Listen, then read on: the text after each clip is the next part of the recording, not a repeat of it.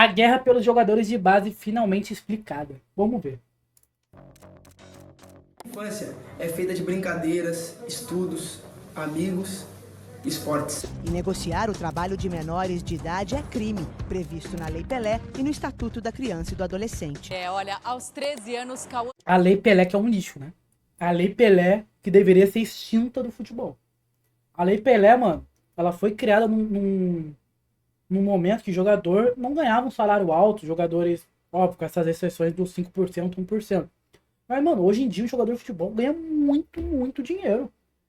E na maioria das vezes os clubes são refém do jogador e de empresários. Basile é a maior esperança da base do Santos. Tá ligado? Apenas 10 anos de idade, o menino Estevão transformou a vida de toda a família. Em junho de 2024, a rivalidade entre Corinthians e Palmeiras ganhou um capítulo no mínimo questionável. O motivo? Uma criança de 10 anos. O Corinthians acusou o rival de oferecer 200 mil em luvas e 15 mil de salário para roubar uma das grandes promessas da base alvinegra, o que deu origem a uma batalha pública sobre o futuro dele. Meses depois, foi a vez do Palmeiras denunciar o rival por aliciar e levar um atleta do Sub-14, num caso que acabou na expulsão do Corinthians do movimento dos clubes formadores por falta de ética. A briga de duas potências do futebol nacional por esses meninos revela uma série de problemas que geralmente ficam em segundo plano. Crescer sendo tratado como produto tem consequências desastrosas. Então por que isso é tão normal no futebol?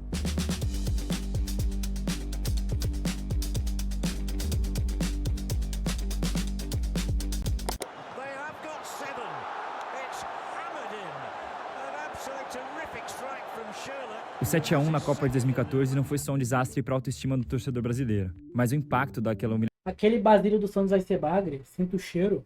Mano, é que tipo assim, eu acho muito errado você tratar o Cauã Basile, qualquer outro jogador tipo, de 14, 12 anos de idade, como produto. Tá ligado? Tratar o moleque como material. Mano, o moleque é uma criança. Ele tem que ser tratado como uma criança. Ele tem que ter infância, ele tem que brincar. E esse moleque é tratado como um robô, mano. Teve um moleque que saiu do Flamengo, eu acho que o nome dele é Henry. Acho que ele tem 7 anos de idade. O moleque tem 500, 200 mil seguidores no Instagram, se eu não me engano. Ô, viado, isso é loucura, mano. Isso é loucura. Aí você clica no perfil do moleque, mano, eu tô falando sério, rapaziada. O moleque fazendo funcional, o moleque fazendo personal. Tipo, o moleque fazendo abdômen. Treinando um abdômen, fazendo polichinelo, fazendo flexão. Mano, o moleque é uma criança. Pelo amor de Deus, cara. O moleque ele não vai se desenvolver mais rápido fazendo isso. É até prejudicial pra criança. Entendeu? Pô, eu acho muito errado isso, cara. O moleque tem 7 anos de idade e o moleque é tratado como objeto, como material, como um robô. Teve vídeo do cartoloco dele? Eu acho que teve. A ação serviu Eu acho muito errado isso, para tá ligado? incendiarem o debate sobre uma mudança estrutural que eles sempre quiseram no futebol. O argumento era que o Brasil estava ficando para trás, porque a lei não permitia que jogadores com menos de 14 anos assinassem os tais contratos de formação, e que isso atrasava o desenvolvimento deles. Em 2017, quando o projeto de reforma da legislação esportiva começou a ser debatido, alguns deputados, seguindo o desejo dos clubes, fizeram a proposta de diminuir a idade mínima para 12 anos. A realidade era óbvia. Os clubes queriam driblar relações trabalhistas e ter garantia mais cedo sobre a grana que poderiam receber no futuro com a venda dessas crianças que, ao contrário do que os contratantes diziam, tinham cada vez menos mecanismos de proteção. Com um discurso sobre aprendizagem e desenvolvimento social, o trabalho infantil seria normalizado. Em 2023, a Lei Geral do Esporte foi aprovada e abriu o caminho para finalmente, em 2025, a CBF permitir contratos a partir dos 12 anos. Aí, 12 anos. A discussão sobre trabalho infantil é sempre complexa e tem quase um século de debates, leis e convenções internacionais. Enquadrar uma atividade como trabalho infantil depende da compreensão da Organização Internacional do Trabalho, da Constituição e do Estatuto da Criança e do Adolescente e da CLT, por exemplo. Em geral, é pensar numa atividade econômica feita por crianças e adolescentes abaixo da idade mínima indicada por lei. No Brasil, os contratos de trabalho podem ser assinados a partir dos 16 anos e a partir dos 14 existem contratos. Mano, ironicamente, meu sobrinho não conseguiu trabalhar em mercado por causa que tinha 15 anos de idade. Eu vou falar como se eu fosse velho, mas na minha época, era suave alguém trabalhar com 15 anos de idade. Hoje em dia não pode. Contratos de menor aprendiz. O problema é que o futebol infantil geralmente não é considerado trabalho, e sim visto como uma ferramenta de educação e desenvolvimento. Ah. Só que a forma como essas crianças são cobradas e pressionadas Não, mas é exatamente... Isso aqui é loucura. de menor aprendiz. O problema é que o futebol infantil geralmente não é considerado trabalho, e sim Pô, mano, é trabalho. É trabalho o futebol infantil.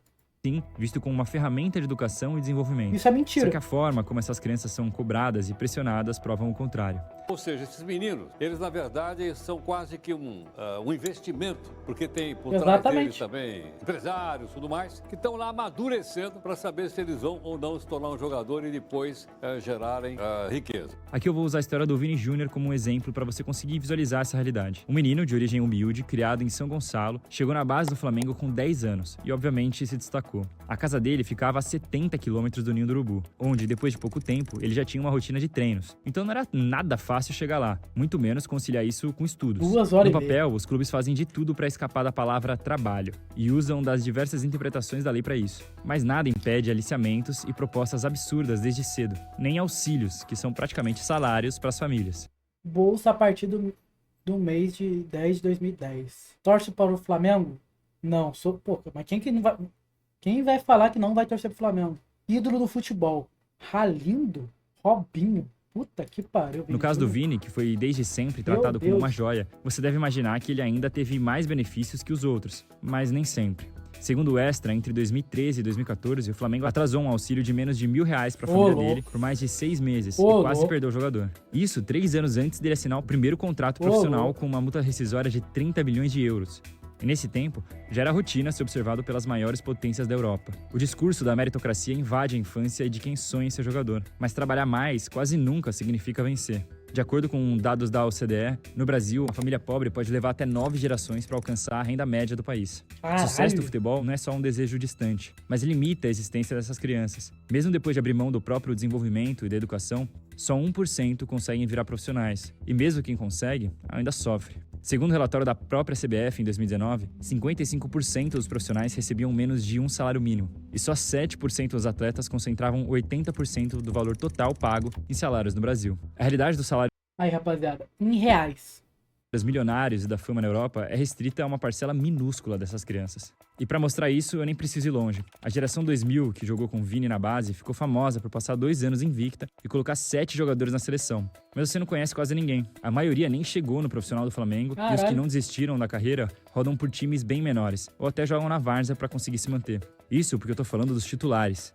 Ter os estudos e jogar futebol é muito complicado, porque eu tenho milhões de amigos que passaram comigo na base e não chegaram a lugar nenhum e hoje tem que trabalhar de algo que eles não gostariam. Essa lógica de mercado nega a infância. Muitos pais largam empregos e vendem casas para cuidar do produto e aumentam a pressão sobre uma vida que passa a só ter significado caso tenha sucesso. O medo constante de falhar causa transtornos psicológicos e aumenta a ansiedade, prejudica o desempenho e até a construção de identidade. E eles lidam com isso deslocados, às vezes largados em alojamentos com condições precárias, um problema que atingiu até os maiores clubes do país na última década. O Vini ainda contou com uma estrutura familiar constante de falhar causa transtornos psicológicos e aumenta a ansiedade, prejudica o desempenho e até a construção de identidade. E eles lidam com isso deslocados, às vezes largados em alojamentos com condições precárias. Ah, mano, isso é uma pica, viado. Pô, ser jogador de futebol é muito difícil. Muito, muito difícil. Pra mim tá muito além do talento. Muito além do talento. É uma questão de, tipo assim, disponibilidade, disposição, dinheiro, família. E no final é talento. Tá ligado? Porque puta que pariu, mano. Mano, é uma pressão psicológica do caralho. Um problema que atingiu Empresário. Perfeito, empresário. Até os maiores clubes do país na última década. O Vini ainda contou com uma estrutura familiar e a distância de 70 quilômetros diminuiu aos poucos enquanto a situação ia melhorando. Outros enfrentam distâncias muito maiores, entre cidades e estados, sem qualquer garantia, acreditando em empresários que dão as costas no primeiro sinal de fracasso. O certificado de clube formador da CBF surgiu em 2011, um documento que prova que os clubes têm condições de manter jovens desde a questão física até a assistência educacional. Dos mais de 800 clubes registrados no Brasil, menos de 100 possuem o certificado. Mesmo assim, a principal preocupação são os direitos econômicos. Indenizações, mecanismos de compensações para clubes formadores, preferências para assinar o primeiro contrato oficial de trabalho. O bem-estar das crianças vira uma formalidade. Salvar a família e devolver os investimentos feitos por agentes e clubes. Chegando lá ou não, uma coisa é fato. Nenhuma criança que encara essas condições joga futebol para se divertir.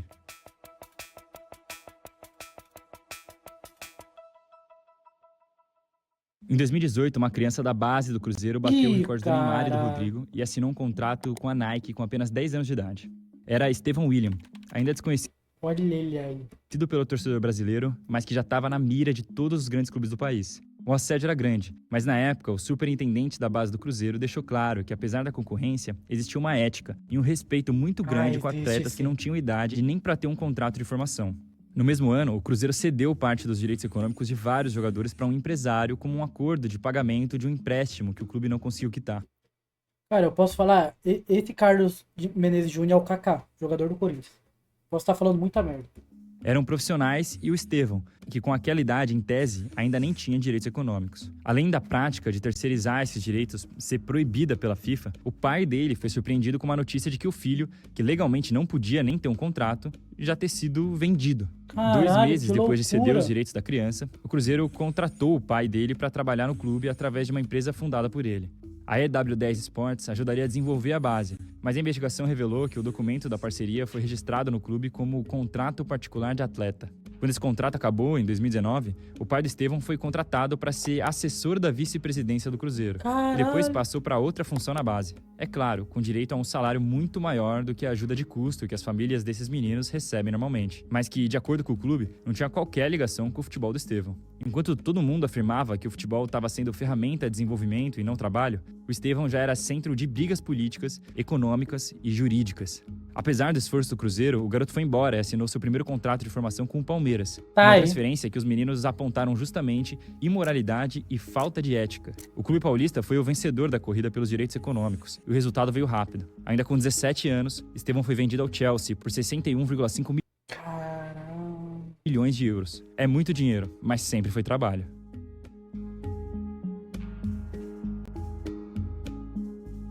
Mesma coisa com o Endrick, mano, eu não sei da situação do Endrick. Não sei se o Palmeiras fez isso com o Endrick. O Estevão eu já tinha conhecimento, sabe? Não é por acaso que o destino do Estevão foi o Chelsea. Com o elenco mais jovem da Premier League, o clube tem focado nos últimos anos na estratégia de ir atrás de adolescentes pelo mundo. São empresas internacionais que querem ter acesso cada vez mais cedo a pessoas em países subdesenvolvidos que vão servir como produtos e que vão gerar muito lucro para eles no futuro. Isso seria estranho em qualquer outra carreira, mas no futebol é encarado com normalidade. As formas de ter esse acesso variam, desde acordos e promessas milionárias entre clubes antes das transferências serem legais, até a estratégia das redes multiclubes, em que os clubes centrais não contratam os menores de idade, mas têm controle indireto sobre eles. O próprio Chelsea apostou na sua rede, a Blue Co, que comprou o Strasbourg, clube que vem se destacando na Ligue 1 e, coincidentemente, tem a menor média de idade do futebol europeu desde que foi comprado. Mas as polêmicas na gestão de menores não é novidade na Europa. O próprio Chelsea foi condenado em 2019 por assinar ilegalmente com 29 adolescentes. Na maioria dos casos, o clube alegava que os jogadores só estavam fazendo testes e não trabalhando. Inclusive, foi o próprio Chelsea que inflamou a discussão sobre ética e as regras da FIFA quando tirou o jovem Gael Calcutta do Lens em 2009. No final de 2008, o então presidente Michel Platini ameaçou banir todas as transferências internacionais de menores de 18 anos na Europa e assustou os clubes. Na verdade, a transferência de menores de 18 já era proibida pela FIFA desde 2001, mas com várias brechas. Se a família do jogador se mudasse para o país por motivos não ligados ao futebol, por exemplo, nada impediria os clubes de assinarem mas com ele. aí... A solução era oferecer empregos para essas famílias fora dos clubes, ou até colocar as crianças para dentro do país como estudantes internacionais, sempre dando um jeitinho de burlar a regra. Só que a ameaça de 2008 tinha uma camada mais profunda. Na época, o Arsène Wenger declarou publicamente o quanto ele odiava a ideia. If you ban players from moving before the age of 18, you know what will happen?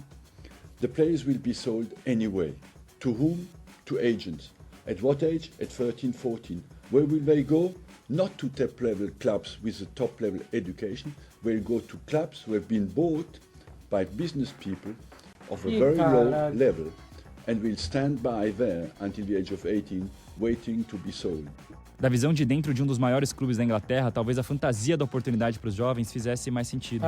Mas a movimentação da UEFA fazia parte de um problema muito maior, que estava expondo a realidade violenta do sonho das grandes ligas, o tráfico de crianças. Em 2009, a Comissão das Nações Unidas para os Direitos Humanos publicou um relatório sobre o tráfico humano e as formas modernas de escravidão, que colocou essa discussão em destaque. Esse documento específico não falava diretamente do futebol, mas os pontos já estavam ligados. O mercado europeu estava explodindo e a FIFA revelou que todo ano cerca de 500 mil menores se movimentavam entre clubes. Mas a grande questão eram os que ficavam no meio do caminho. O maior escândalo envolvia o tráfico de crianças africanas, prova de uma relação colonial e de exploração que nunca acabou. Ainda em 2003, o presidente da FIFA não mediu palavras para dizer que os clubes europeus se comportavam cada vez mais como neocolonialistas, que não dão a mínima para herança e cultura e que praticam um estupro social e econômico, roubando os melhores jogadores dos países subdesenvolvidos. Homens que se passam por olheiros consagrados se aproximam dos principais talentos de escolinhas na África Ocidental, alegando ter contato com grandes times. Entre processos burocráticos e custos de viagem, cobravam taxas absurdas, às vezes chegando a 3 mil euros para levar os garotos para a Europa. As famílias não têm esse dinheiro, mas se endividam para conseguir pagar pensando no futuro milionário. Em processos corruptos, os agentes arranjam certidões e passaportes falsos. Isso quando não enfiam as crianças em alguma balsa para fazer a travessia do Atlântico. Chegando na Europa, aqueles que realmente eram testados nos clubes têm duas opções: passar e assinar um contrato abusivo ou Em um caso de tráfico de criança é do Amad Diallo, do United. Provar e ser abandonado em um país desconhecido. Depois do abandono, o visto temporário expira e os jovens viram imigrantes ilegais. Toda essa exploração se baseia na fantasia do futebol como caminho para mudar de vida e na chance de uma criança de sustentar sua família através do seu talento. Do tráfico na Europa às milhares de crianças sem rede de apoio e estrutura no Brasil, o trabalho infantil é uma realidade do futebol e está condenando o futuro de muita gente. Assim como normalizamos a desigualdade, normalizamos enxergar crianças como produto. Só que os produtos são descartáveis e a infância do seu craque favorito provavelmente também foi. Ai, caralho. Pô, bom vídeo, mano.